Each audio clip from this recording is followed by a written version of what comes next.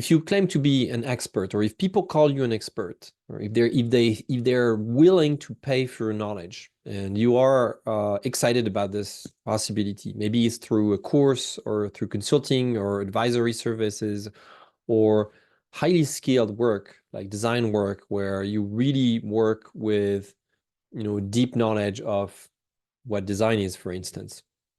There's really one thing that will make your approach more ethical. And the first thing is that one first thing you always should do is diagnose first.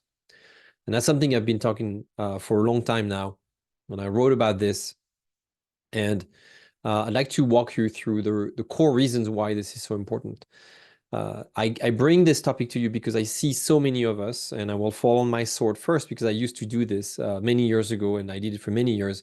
We're so excited to get to talk to a client. We want to engage quickly, and we want to skip the diagnostic phase and get to fixing our clients' problems because we want to get to work for different reasons. We're excited about it. We want to make money. And also, we trust and we believe that our clients have done good enough self-diagnosis.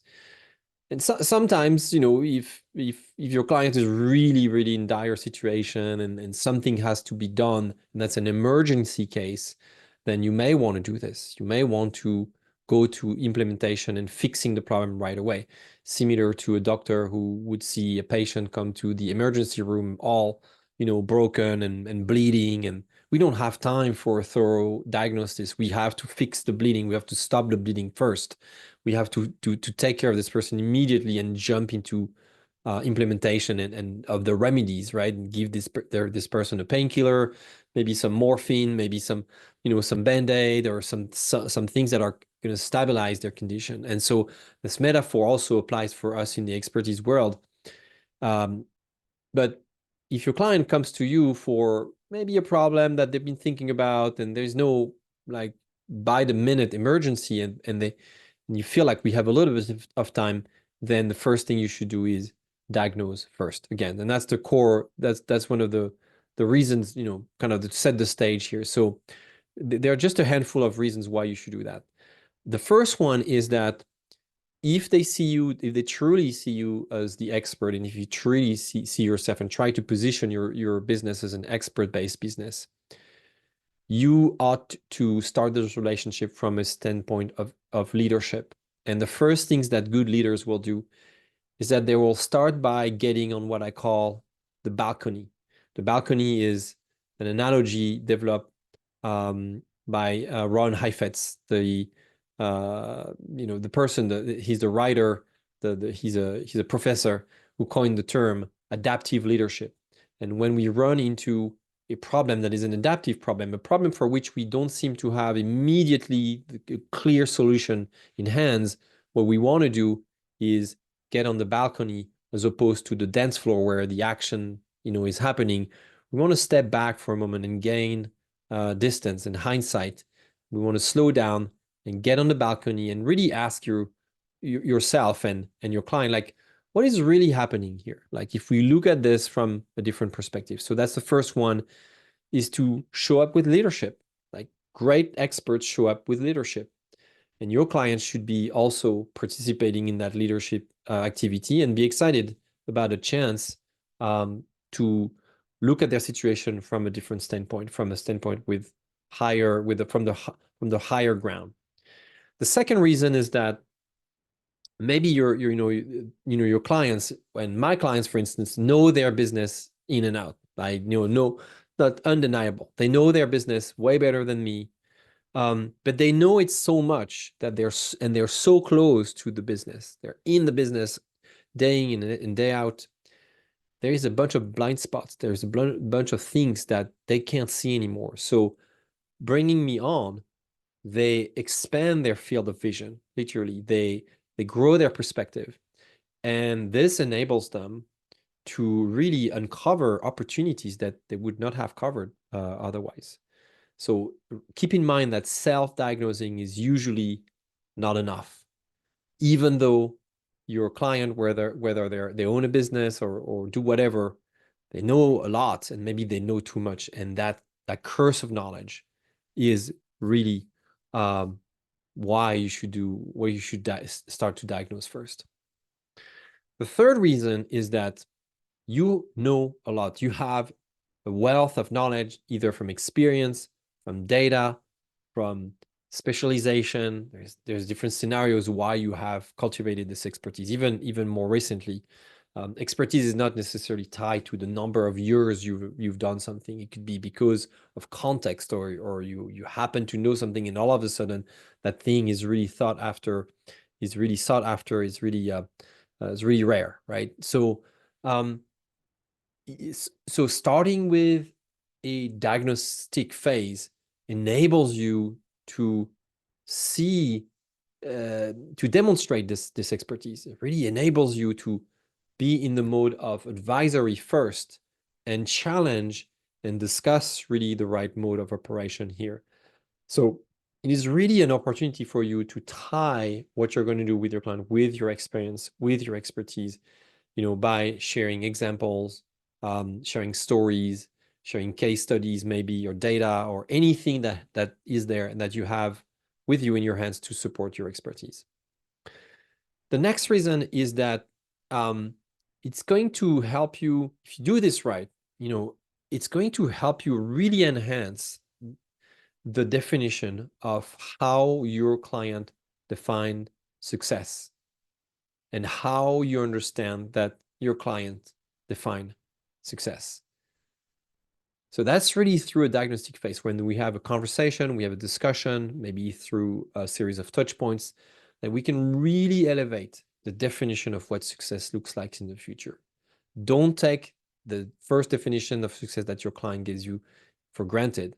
It takes a while. It takes effort to really translate what your clients would want into measurable metric, based on metrics, measurable definition of success, so that you can prove that you've helped them, so that you can prove together that they are successful. This is so essential to demonstrate expertise, to actually see it. Very often time, especially if your service is pretty intangible, like you're not building a house or designing a website, but it's more like advisory based, you have to take the time initially to define really truly what success looks like.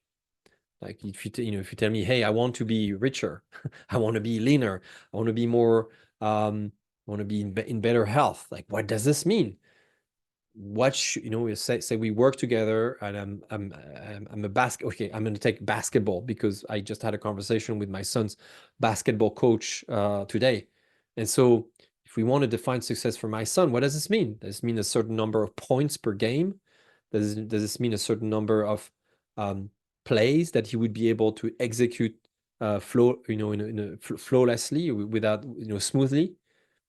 How do we precisely and clearly define what success looks like? You get to do that in the diagnosis phase, right? Early on. If you engage in doing and implementing right away without defining this, you risk, you risk that you encounter the risk of getting lost, you and your client. Like, what are we really trying to do here? Someone give us a gauge to figure out if we've arrived to our destination or not. The next reason, reason number 5 at this point, 1, 2, 3, 4, 5. I'm looking at my notes on the side here. Is a diagnostic phase is really great to ensure that you can continue to work over time. It's a great way to assess fit. Are we going to be able to work together? Are we going to be able to really look at the situation and see the same thing? Are we going to agree on the things that need to happen? Or actually we realized that we thought our style would work well, but maybe the process is not appropriate, maybe the budget is not right, maybe your client had an idea for a process, and then you realize that they don't align with your philosophy, right? Well, it's better to just spend a bit of money upfront for a diagnostic, rather than finding out months, years later, when your clients have spent a great deal of time and resources. So it works as an insurance policy as well, right? You reduce risk, you reduce the risk of wasting precious time and money and resources. By the way, on your end, you may still make money, but if you work with a client that is not a good fit for you, it has actually way more cost. It's way more costly than just the amount of money that they gave you in terms of reputation, of morale, of so many things. So it's an ethical question. It's an ethics. It's really assessing your fit is so important from that standpoint. And then finally, well, very often time, we think that a diagnostic phase is going to take some time before we get to finding what needs to happen. And I like to remind my clients, at least, is that typically most of the time they will find quick wins. They will get actionable insights, concrete things that they can do right now in the first call and sometimes in the first minute of the call when they start a diagnostic phase with me. So that's another reason you should engage, is because it doesn't prevent you from also addressing emergency situations and needs, right? You can also do that through a longer period of exploration and discovery. So I hope this helps you. I hope this helps you get to work and define what diagnosing looks like for you, for your clients.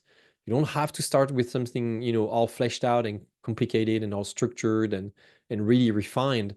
It could be just a handful of questions that you ask, maybe a bit of formality through one form, one page, or with a few questions you ask, and have a conversation about what I just walked you through now. So I hope this helps, and I look forward to seeing you doing more diagnostic, because really that's an ethical duty that you have. That's a responsibility that you have towards your practice, your clients, and your colleagues, and also yourself.